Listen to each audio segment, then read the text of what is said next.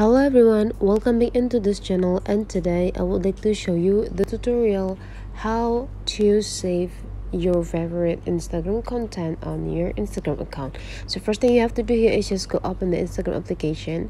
When you are in the home section, sometimes for me, I love to watching the Instagram by going to their explore, and then the Instagram will give us any recommendation about the content that like related about what we like.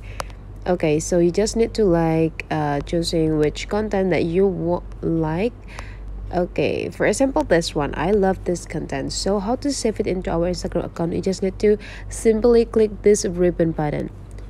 If you are in a dark mode, you just need to make sure that this ribbon is in a light color.